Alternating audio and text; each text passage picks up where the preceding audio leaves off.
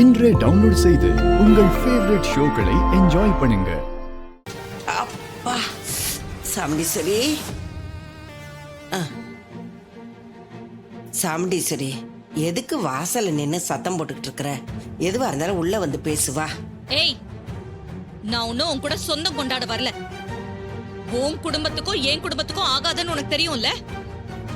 அப்புறம் எதுக்கு என் பொண்ணு கிட்ட தேவையில்லாம இந்த நகையை கொடுத்த? நாங்க என்ன நகை இல்லாம உன்கிட்ட பிச்சை கேட்டோமா? உன்னை யார் கொடுக்க சொன்னது? இந்தா உன் நகையை நீயே வச்சுக்கோ.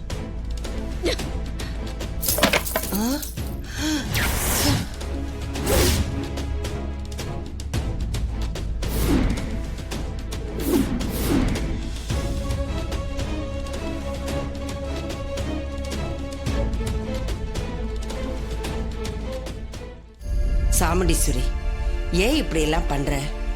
நான் என்ன பெரிய தப்பு பண்ணிட்டேன்? என் பேத்திங்களுக்கு பரம்பரை நகைங்களை கொடுத்தேன், அது ஒரு குத்தமா? ஆமா, குத்தம் தான். என் பொண்ணுங்க கிட்ட நகை இல்லைன்னு அவங்க கிட்ட கேட்டேனா? இப்படி அதையும் இதையும் கொடுத்து எங்க கூட அப்படியே ஒட்டிக்கலான்னு பாக்குறியா? கும்பாபிஷேகத்தோட உன் உறவையே முறிச்சுக்க போறேன்னு சொல்லிக்கிட்டு இருக்கேன். நீ என்னடானா என் பொண்ணுங்களுக்கு நகை கொடுத்ததோட எனக்கும் நகை கொடுத்து விடுறியா? எவ்வளவு தைரியம் இருந்தா இப்படி பண்ணுவ? இதுக்கு தைரியம் எல்லாம் ஒண்ணும் வேண்டாம். நீ என் மருமக தானே, அந்த உரிமையில தான் கொடுத்து அனுப்புன. இத பாரு, ஒரு குண்டுமணி நகை கூட என் வீட்டுக்கு ஒண்ணுதுன்னு வரக்கூடாது. உன் முகத்திலேயே முழிக்க கூடாதுன்னு நான் நினைச்சுக்கிட்டு இருக்கேன். ஆனா சந்தர்ப்ப சூழ்நிலையால அடிக்கடி நான் பார்க்க வேண்டியதா ஆயிடுது. இந்த கும்பாபிஷேகத்தோட எல்லாத்துக்கும் ஒரு முடிவு வந்துரும். அதுக்கப்புறம் தொல்லை இல்லாம நாங்க எங்க வழியில போய்கிட்டே இருப்போம். வேண்டாம் சாமுண்டீஸ்வரி, நெருப்பள்ளி கொட்டுற மாதிரி வார்த்தைங்களை கொட்டாத. நாங்க என்ன தப்பு பண்ணோம்? பண்ணாத தப்புக்கு இன்னும் எத்தனை வருஷத்துக்கு இந்த தண்டனை அனுபவிக்கிறது? இதுக்கு மேலே இதெல்லாம் அனுபவிக்கிறதுக்கு என் உடம்புல சக்தி இல்லம்மா. வேண்டாம், இப்படி எல்லாம் பேசாத. இத பாரு, நான் உன்னை கடைசி தடவையா எச்சரிக்கிறேன். இனிமே இந்த மாதிரி ஏதாவது பண்ண நான் சும்மா இருக்க மாட்டேன். ஜாக்கிரதையா இருந்துக்கோ. என்னால எதையும் மறக்க முடியல. அம்மா இன்னைக்கு பேசினது, நடந்துக்கிட்டது எதுவுமே சரியில்லை. பாட்டி அப்படி என்ன தப்பு பண்ணிட்டாங்க? பரம்பரை நகைய போட்டுக்க சொல்லி என்கிட்ட கொடுத்தாங்க.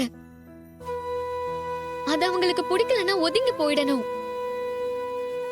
இல்லனா என்ன போய் கொடுத்துட்டு வர சொல்லிருக்கணும் இல்லையா? நல்லத நினைச்சு பண்ண பாட்டிக்கு எவ்வளவு திட்டு. இங்கேயும் அவங்கள மான மரியாதை இல்லாம பேசிட்டு போனாங்க. இதுக்கப்புறம் போய் பாட்டியை எப்படி அசிங்கப்படுத்திருப்பாங்கன்னு தெரியல.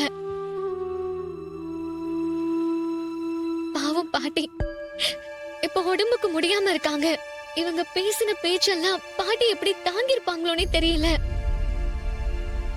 எனக்கு ரொம்ப டென்ஷனா இருக்கு. உன் அம்மா பத்தி தான் உனக்கு நல்லா தெரியும்ல. அவங்க அம்மாவோட சாவுக்கு தாத்தா பாட்டி தான் காரணம்னு நம்புறாங்க. அதனால்தான் இந்த நிமிஷம் வரைக்கும் தாத்தா பாட்டி மேல கோபமாவே இருக்காங்க. அது மட்டும் இல்லாம துர்கா நவீன் கல்யாணம் பண்ணிக்கிட்டதால அவங்க மேல வர கோவம்.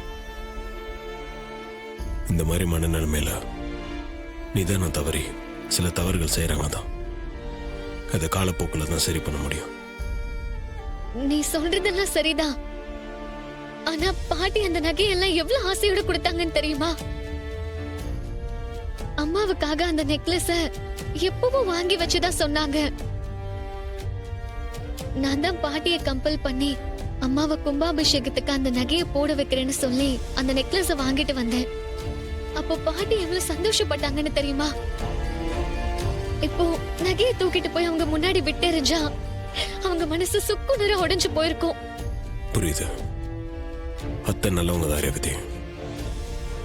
எல்லார்கிட்டையும் தன்மையா தான் நடந்துக்கிறாங்க, நிறைய நல்லதும் செய்யறாங்க.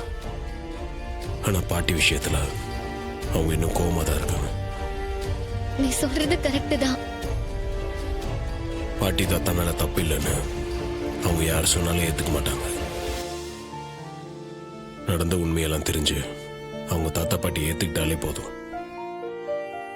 அதுக்கப்புறம் அவங்கெல்லாம் ஒத்துமையா ரொம்ப சந்தோஷமா தான் இருப்பாங்க. நீ சொல்றதெல்லாம் நடந்தா சந்தோஷம்தான். ஆனா அதெல்லாம் அவ்வளவு சீக்கிரம் நடக்குமான்னு தான் தெரியல. கண்டிப்பா சீக்கிரமே நடக்கும். ஊரே திருவிழா கோலமா இருக்கு. ஜனங்க எல்லாரும் கும்பாபிஷேகம் நடக்க போகுதுன்னு சந்தோஷமா இருக்காங்க. இந்த தடவையாச்சும் எந்த தடங்களும் இல்லாம கும்பாபிஷேகம் நல்லா நடக்கணும். ஆமா, போன தடவை மாதிரி நின்னு போயிடக்கூடாது. ஆ, இந்த தடவை கும்பாபிஷேகம் நல்லபடியா நடக்க அந்த ஆத்தா தான் துணையா இருக்கணும். அப்பதான் ஊர்ல மழை தண்ணி பெஞ்சு ஆடு கழனி எல்லாம் செழிப்பா இருக்கும். ஆமா ஆமா நம்ம ஊர் ஜனங்களும் சந்தோஷமா இருப்பாங்க. ஆமாப்பா. நம்ம பரமேஸ்வரி அம்மா முயற்சியால திரும்ப கும்பாபிஷேகம் நடக்க போகுது. அவங்க மகனோட கையால கும்பாபிஷேகம் நல்லபடியா நடக்கணும். அப்பதான் நம்ம ஊருக்கு விமோச்சனம் கிடைக்கும். அவங்க பேரன் இதுக்கு கடுமையா உழைக்கிறாருங்க. ஊரோட சேர்ந்து இந்த கும்பாபிஷேகத்தை நல்லபடியா நடத்தணும்னு நினைக்கிறாரு.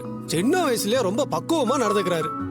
சேதுபதி ஐயா இல்லாத குறைய அவரு தான் தீர்த்து வைக்கிறாரு. ஆமாப்பா, வா போலாம். சொல்லுங்க பாட்டி. ஐயா கார்த்தி, எல்லாரும் கோயிலுக்கு கிளம்பிட்டீங்களா ஐயா? ஆ, எல்லாம் ரெடி ஆயிட்டு இருக்காங்க பாட்டி. இன்னும் கொஞ்ச நேரத்துல கோயிலுக்கு கிளம்பிடுவாங்க. சரியா, உன் அத்தைக்காரி கோயிலுக்கு வரால? என்னய்யா பதிலே சொல்லாம அமைதியா இருக்க? அப்படின்னா உன் அத்தைக்காரி கோயிலுக்கு வர்றதுக்கு சம்மதிக்கலன்னு தானே அர்த்தம்? ஏன்யா முத முறையா என் மகன் அவன் கையால கும்பாபிஷேகம் பண்றான். அந்த நேரத்துல குடும்பமே ஒன்னா சேர்ந்து வரணும். என் மனசுல சின்ன ஒரு ஆசை. உன் அத்தைக்காரி இந்த ஊருக்கு தலைவர் தானே, அதுக்காச்சும் இந்த கும்பாபிஷேகத்துல கலந்துக்கலாம்ல? பாட்டி, நீங்க கவலைப்படாதீங்க. நான் எப்படியாவது அத்தை கிட்ட பேசி அவங்கள கும்பாபிஷேகத்தை கூட்டிட்டு வரேன். ம், மாமா பூஜை பண்றப்ப அத்தையும் கூட இருப்பாங்க. நீங்க நினைச்ச மாதிரி எல்லாம் நல்லபடியா நடக்கும். கவலைப்படாதீங்க பாட்டி. சரியா சரியா, நீ சொன்னா கண்டிப்பா நடத்துவ. அந்த நம்பிக்கை எனக்கு இருக்கு. சரியா, சீக்கிரமா எல்லாரும் கோயிலுக்கு கிளம்பி வந்துருங்க. சரிங்க பாட்டி, நாங்க வந்துடுறோம். ஆ, வச்சிட்டுமா? ம், சரிங்க பாட்டி. ஆ.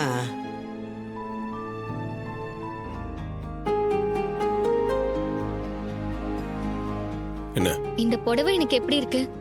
ம், நல்லா இருக்கு. ஏன் சூப்பரா இருக்குன்னு சொன்னா குறைஞ்சா போயிடுவேன். ஆசையா கேட்டா ஏதோ கடமைக்கு நல்லா இருக்குன்னு சொல்ற. நான் தான் நல்லா இருக்குன்னு சொல்லிட்டேன்ல. நீ சூப்பரா இருக்குன்னு சொல்லியிருந்தா நான் எவ்வளவு சந்தோஷப்பட்டிருப்பேன் தெரியுமா? சரி, சூப்பரா இருக்கு, போதுமா? அத கொஞ்சம் சிரிச்சுக்கிட்டே சொன்னா என்ன? ரேவதி, கோயில் போறதுக்கு நேரம் ஆகுது. நீ விளையாடிட்டு இருக்காத. சரி, நான் இனி எதுவும் சொல்லல. என்ன? இல்ல, கும்பாபிஷேகம் முடிஞ்சதும் நீ அம்மா கிட்ட எல்லா உண்மையும் சொல்ல போறதா சொன்னல. ஆமா, அத நினைச்சு பயமா இருக்கு. இத பத்தி நம்ம நிறைய பேசியாச்சு. நான் இன்னைக்கு உண்மையை சொல்றதுல உறுதியா இருக்கேன்.